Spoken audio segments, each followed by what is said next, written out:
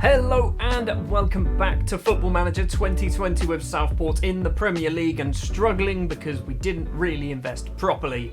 Now, this is going to be a slightly different episode to what was expected. I was going to play 2 further matches before the January transfer window opened. However, I kind of got a bit annoyed and just kept playing, and we've done okay. We've still lost a lot of football, but we've actually won some games as well. We're also still in the bottom 3. Going to start off with showing you exactly what's happened before the January transfer window opened. There we go. Hopefully that doesn't really show too much. So we started off with a 1-0 victory against Fulham. That's right, Rock Murray opened the scoring and then Cameron Hargreaves gets himself sent off. Against Liverpool, we lose this one 3-1. Brian Fiabema, though, scoring his first goal for the club, then getting his second goal for the club in a 3-0 battering against Bournemouth. Butic and Pauliao also on the score sheet in this one. That could be a very, very vital 3 points because Bournemouth are one of the teams down the wrong end of the table. Man City up next. We only lose 3-1. Spadera with the goal for us. Beating Norwich was up next. Lot Miske scoring. And then Rock Murray getting himself sent off in this one. Manchester United up next. Just 1-0 defeat away from home. Rashford with the goal. And then a 1-0 victory. Brian Fiabema scoring against Sheffield United, that's what they're called, to give us 3 further points. So, in between episodes, we've picked up until the end of December at the very least, we've picked up 12 points. And then the board decided to give us a lot of money to spend. And by a lot of money, I mean about 30 million. We have then invested some money. I'm hoping what we've brought is good enough to keep us in the league. I haven't really had the opportunity to play too many of the players yet because I've literally only bought some of them 2 days before this match, which is going to be up against Southampton. So let's go through some of the transfers. The first thing to mention is Daniel Simmons, a player who you've never seen, and I'm fully aware you've never seen him. He actually was randomly touted to us by his agent. I signed him, and then Brighton bought him for £2.8 million, potentially rising to £9.75 million. I don't know. I have no idea. I had no control over this. The board just accepted it, and to be fair, if they came in with that money, I would have accepted it anyway. But yeah, we've got like £10 million potentially coming in from a man from the British Virgin Islands. He must be good.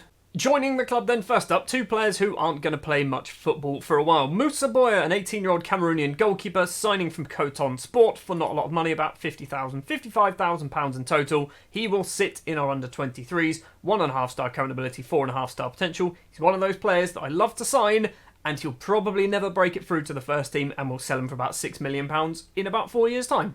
Another one of those is this man, Adrian Valkovic, 1.5-star current ability, 5-star potential, and I don't know where they're getting this 5-star potential from.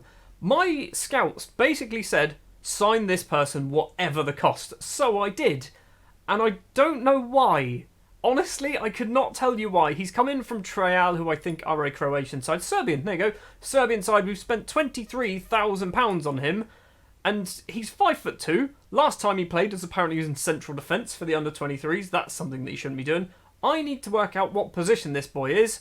Probably a winger, you know? Probably a left winger, or even a right winger, an inside forward on the right. Maybe that's what we do. Right, next up then, 2 loan signings. Callum Wilson is the first one to join the club. 34 years of age now, on loan from Schalke. Brought him in because, first of all, we can't loan anybody else from England, which is annoying. So we've basically had to look elsewhere. And I wanted to get an experienced player with some Premier League experience and ideally a goal scorer. Callum Wilson does fit that bill. However, he's not that good anymore because he is 34. 2.5-star current ability. He is on loan until the end of the season. He's played once for us, getting a 6.4, so he's not exactly started particularly well. Yeah, not really a lot you can say about Callum. He's Callum Wilson. Pretty much everyone knows about Callum. And the other player to join the club on loan is Jasper Lindenberg, on loan from Feyenoord. He is a central midfielder, central defender. He is not a central midfielder. He is 6'6". He is definitely a central defender. He is in on loan until the end of the season. He's probably not going to play a lot of football. Partially because I've invested a bit more in defence. But yeah, he was kind of one of the first players who I brought in before we suddenly got a big influx of money. 5 further permanent deals to talk about. First up is Jacob Haar, who is a 24-year-old Danish central defender signed from Fulham. He's cost us £3 million, which actually isn't it's not too bad, is it? I don't think. I brought him in because he's got Premier League experience, kind of. He's played like 15 times. He's okay. He's all right. He is 3.5-star current ability, 4-star potential, which isn't amazing compared to the rest of our squad. For trying to strengthen, you want 4 or 5-star ability players, but, you know, we can't really do that because we haven't got a lot of money. But Jacob's in, or Jacob. I'm going to call him Jacob, although he's Danish, so it's probably Jacob, isn't it? Next up is Lewis Gordon, the 25-year-old Scottish left wing-back. He has brought in to challenge Ezio Spadera. Spadera, basically, for the last 3 seasons, has had 0 competition as a left-back. Lewis Gordon has come in for probably too much money, £6 million from a championship side, although the way I've structured a lot of these deals, a lot of the deals are, here's £2 million, you can get £4 million in like the next 3 years kind of thing. So yeah, Lewis Gordon is in. He will probably be our number 1 left back going up until the end of the season, although Spadera still is very good for us. We've also gone and bought ourselves a right back, Luke Matheson. That's right, that Luke Matheson who played for, I think it was Rochdale, wasn't he? He played against Manchester United on his debut, or Man City or somebody. Did really well, got bought by Leicester, I guess, possibly. Was it Leicester? I'm not sure. Anyway, got bought by them when he was like 7.5 years of age. We have signed him for £2.6 million, which I think is a very good bit of business. 15 Premier League games last season, a decent right-sided wing-back as well. Great going forward. He's got good crossing, dribbling, lovely bit of first touch as well. I think Luke Matheson, probably one of our better signings in January. Now we've brought in some deep-lying playmaker support, or I say support, maybe first choice. It's Tommy Doyle, now 25 years of age, formerly of Manchester City. He was a player who scored against us for possibly Brentford. And I said, I don't think he's real. Clicked on him and he's real. Tommy Doyle has joined us. And again, I think we've got a good bit of business here. £3.9 million. He only signed for Sheffield United last season for £1.6 million. So Sheffield United have made their money on him. But Tommy Doyle's decent. 3-star current ability, 4.5-star potential, a little bit versatile as well, can play as a central midfielder or a deep-lying playmaker. He's not natural there. Give him time. If he plays a lot of football, I think he'll do a decent job. And finally, where we have thrown all of our money, it is 22-year-old Mexican central defender Daniel Acuna. He has cost £11 million. He is our record transfer, and probably will be our record transfer, in particular if we go and get relegated. But if we stay up, he might be our record transfer for a few more years to come. He has signed from Cruz Azul, who spent £15 million on him 4 seasons ago. So, he's a decent player. Again, this is another one of those deals where, yes, he's costing £11 million. We've actually paid, I think, 5 up front and then another 6 later on over the next 3 years. I think he's good. Also, do you know what I really like about him? Look at those physical stats. Absolutely ridiculous. 17s, 18s, 16s in there as well. Balance and jumping reach isn't the best, but I don't need him to header. I probably do need him to header, but I think Daniel Acuna is a very, very good signing for us. Also worth £23.5 million. We're also not necessarily done because we're only on the 20th of January, so we still have the best part of 2 weeks left of the transfer window. We've still got some money, £19 million to spend, although we are over our wage budget, which, well, to be fair, even if we drop it that way, we've still got £17 million to spend. So, yes, we still have cash to burn, which could be a good thing. Although I don't know whether I need to really buy anybody at the moment. Right, let's go back to the fixtures because there's still 4 more matches that have taken place in January. 3 more matches. We started off with a 2-1 victory against Barnsley in the FA Cup. Keith Hall and Nenad Milosevic with the goals here. It was Barnsley, not a lot to really say about this. And then Chelsea and Brighton, we lose both of these matches. We should have got something against Brighton, but conceding in the 93rd minute meant that we drop all the points. League table-wise then, you've already seen it, haven't you? We are 18th place, 17 points on the board. We are up against bottom of the table Southampton next.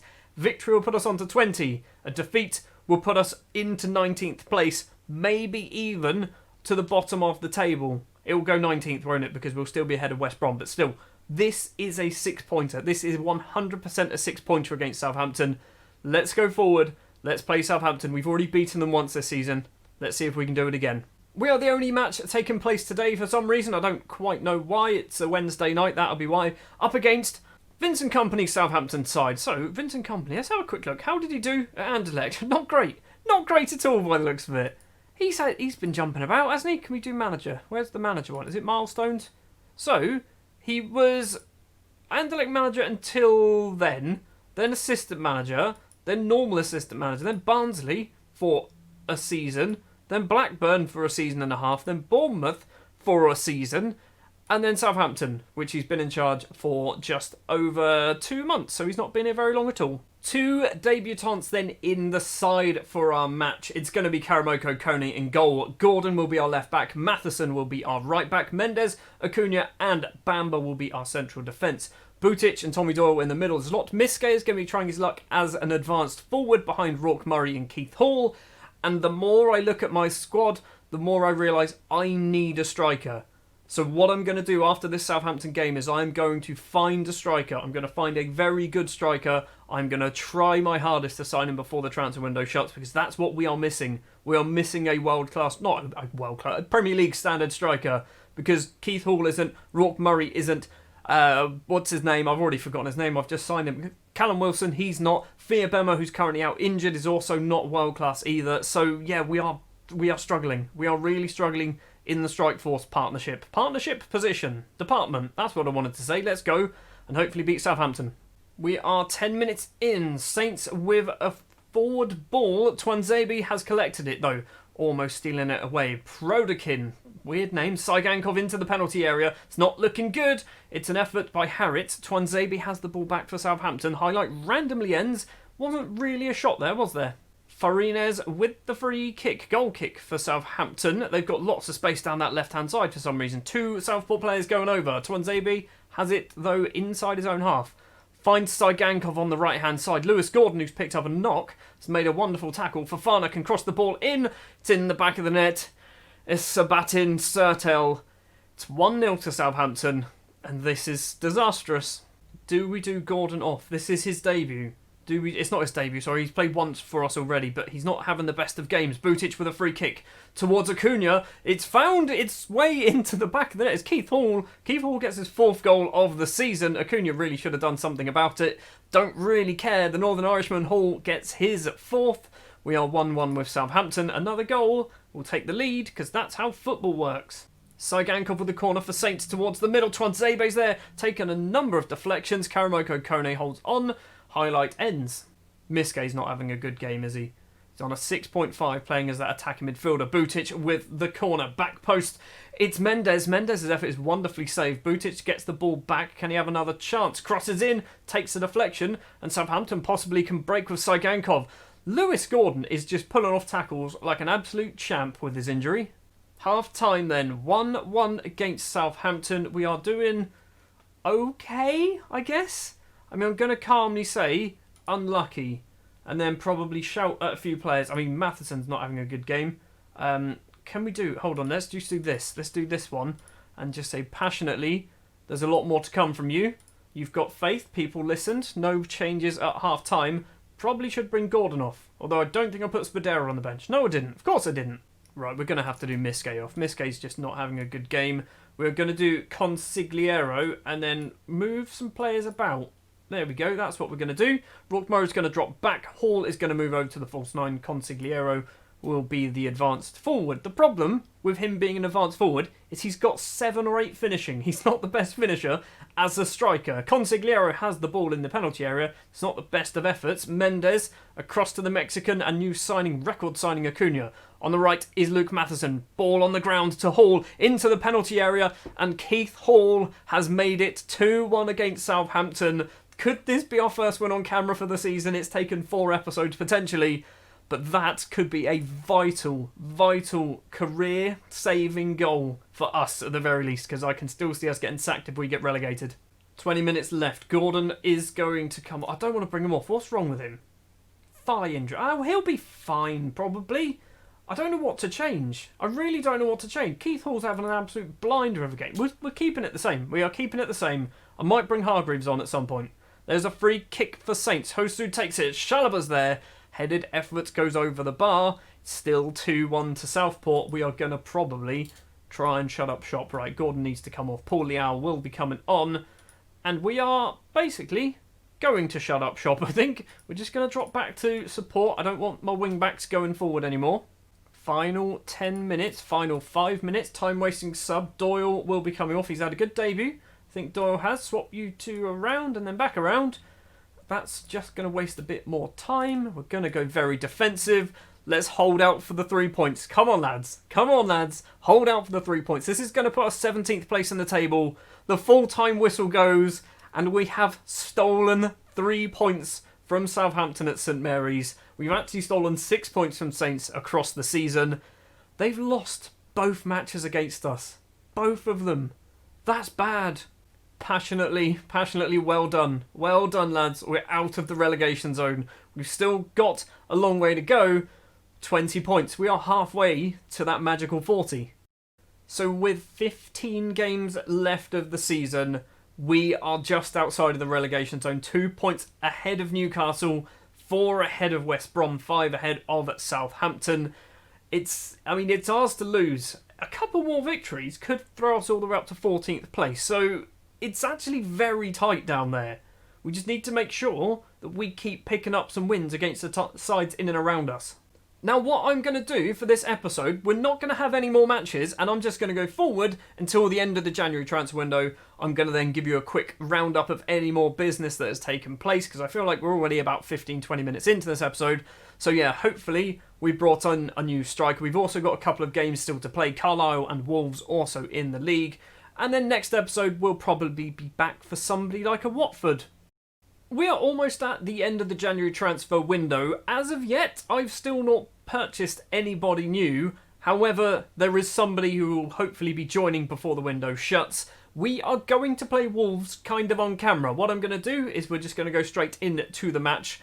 So I'll show you basically any goals that take place. Also, we beat Carlisle 1-0. Sebastian Mendes with the only goal of the game. So there you can see the starting lineup that we're going for. Kone, Gordon, Mendes, Afonso, Danda, Bamba, and Clifton Miller, Butic and Doyle in the middle, Rourke Murray, Keith Hall and Julian Consigliere as our strikers. It's going to be another difficult game. I'm pretty sure we started the season off against Wolves and lost 2 or 3-0. Well, 2.5 minutes on the clock. We are 1-0 down. Reece Nelson with a whipped-in free kick. And Jay Luca getting on the end of it. It was terrible defending, goalkeeping, the lot, you name it. We shouldn't be 1-0 down. And after 30 minutes, Wolves make it 2, or should I say, Dramain Bamba makes it 2 for Wolves. After some good work from Semedo down the right-hand side, the cross does come in, and it just hits the back of Bamba, and Bamba scores an own goal. I mean, it's awful. We're 2-0 down. And it remains 2-0 at half-time, and I think the most frustrating thing is Wolves have had 1 shot on target and scored twice. We've had 10 shots in total, 6 on target. We haven't really done a lot though. We've seen 1 highlight going our way. I think 3 or 4 going Wolves' way. Second half, we're still in it. We can get back into this game. Well, in the second half, we've had a couple of very good chances to score. So have Wolves. It is still 2-0. Rutter has the ball. He's gone for a long-range effort. And oh my word, Craig Rutter has made it 2-1. We are definitely still in this game. This is the goal. This is the goal happening right here. We're sticking with this highlight, I've decided. Mendes has the ball for us. Forward to Doyle now. Butic, the Croatian, over the top. Rutter doesn't get there. And now Wolves are going to possibly counter-attack. Weston McKennie to Reece Nelson. Somebody steal it away. McKennie to Brooks. Is that David Brooks? It might be David Brooks. Across to Theo Hernandez. Going backwards to the defender. Intercepted by Butic. Here we go. This is the goal. It's Rutter once again in on goal. And Craig Rutter has made it 2-2. The super sub has put us right back into this game. Oh, you are having a laugh. Nehuen Perez scores possibly the winner for Wolves in the 87th minute. Corner comes in from Reece Nelson. Perez easily wins a header. Bamba not paying attention as expected. It's 3-2 to Wolves. Well, Craig Rutter certainly tried his hardest there, didn't he? Absolutely tried his hardest. It's a 3-2 defeat in the end against Wolves. It's a good performance. Ultimately, it's a good performance, but we didn't manage to get anything out of it at the end. That result as well does give us 1 extra point ahead of everybody else. I don't think Newcastle were playing. No, Newcastle, sorry, they were. They lost against Everton. We've also got a game in hand for some reason. I don't really know why. We've got a game in hand. What happened to West Brom? West Brom did not play. Southampton lost to Liverpool. So we have extended our lead over the bottom 3 by 1 further point. We've still got our game in hand, who is probably going to be Sheffield United, Wolves. Who else? Man United, Man City. I mean, it's someone good, isn't it? It's definitely someone good. Anyway, end of the January transfer window will be happening in just a moment. Hopefully we're going to have a new signing. The transfer deadline has closed and we have spent £18 million on a striker, and I hope he's very, very good. But before we get to that £18 million striker, I want to show you a player who we almost got because I asked the board to sign him and he rejected the contract. He would have cost about £35 million. It is this man, Zhang Tao, who is a 20-year-old Chinese striker. He's worth £3.4 million, which doesn't sound like a lot, but they just refuse to sell him. If we have a look at his contract, however, he does have a £33.5 million minimum fee release.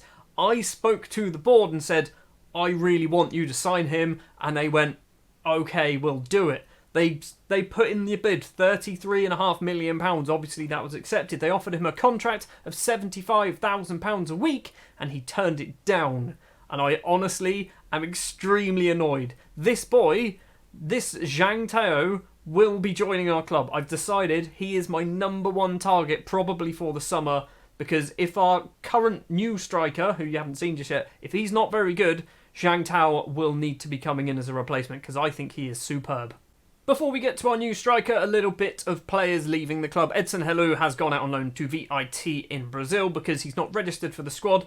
This is something that I've noticed going into the Premier League. We have squad registration rules that we now need to follow, and it means a lot of players who arguably are good enough for our starting 11, not good enough for the Premier League, not by a long shot, but good enough for our starting 11, aren't even registered anymore. Edson Helu is one of those players. So is Ivo Kazakov, which is a bit strange when you think that we didn't have any decent strikers. Kazakov has gone out on loan to CSKA Sofia until the end of the season, already scoring 1 goal after 1 match. My Chilean goalkeeper, Matias Carrasco, who isn't very good, is actually getting football somewhere. He's signed for Nublense, who I want to say are from Chile. They are from Chile. The First Division B, whatever that is. He's gone there till the end of the season. He's played 1 game, conceded twice because he is a world-class goalkeeper. That's his first ever professional match of football. And finally, Godwin Asia has returned to Nigeria, going back to Enyimba. I've loaned him out there till the end of the season. They're paying all of his wages. I don't really know why I brought him back, if I'm honest. It was kind of just a bit of nostalgia, okay? Right, our new signing, 1 new player, £18 million. He is Armenian, so I'm not going to be able to pronounce his surname. It is this man, Rafik Melkonyan. Melkonyan, that's actually not too bad. I can probably do that. Now, don't shout at me. I can hear it already. Don't shout at me. I know he's got 9 finishing, okay? I know he's got 9 finishing, but everywhere else he seems to be pretty decent. 4-star current ability, 4-star potential, 22 years of age, signed from Anderlecht. He is physically very, very good. Mentally, he's got some decent high numbers there. 13 composure, 15 decisions, 15 determination. Off the ball's good as well. Vision and work rate is reasonable. Technically, he's got great first touch. Passing and technique is actually quite good. Finishing is what lets him down. So, I'm hoping he just gets into a position where it's practically impossible for him to miss. Everything else should be good enough that just puts him in a really good spot and he'll just accidentally score a goal. That's the plan. I know I probably could have got better. There was another player on my radar who I was going to sign, and then the board said, we'll buy the Chinese guy for you, so I cancelled the bid and it was this guy. Somebody who we played against last season, if I'm not mistaken, Chris Tipple, 23 years of age, English striker at QPR. He would have cost us about £20 million. We had the bid accepted, but because I was already offering a contract to the Chinese guy, I can never remember his name, because the contract was already in place, I couldn't offer Tipple any money, so I had to just back away from the deal. And then the Chinese guy rejected the contract, so I had already screwed over Chris Tipple, so I couldn't sign Tipple. It was a mess. It was a proper mess of a January transfer window. Anyway, that's going to do it for this episode. Next episode, what we're going to do is Watford and Norwich. We're then going to play Manchester United, Man City, probably Liverpool off camera, and then return for the Bournemouth game. We're picking the matches that we need to be winning. That's what I'm going for. If we can get some results against Man United, Man City, Liverpool, Leicester, teams like that, that would be superb. But I can't see it happening because we haven't really done so far this season. But yeah, we'll be back for Watford and Norwich in the next episode. Thank you very much for watching this episode of Football Manager 2020 with Southport. If you did enjoy, do please remember to leave a like. If you want to see more, hit the subscribe button. I'll be back next time with more Football Manager. And hopefully we are still just outside of the relegation zone. Actually, hopefully we are a long way outside the relegation zone. We won't be. We haven't played any matches. We're not going to play any matches. We'll still be in 17th place. I'll see you next time.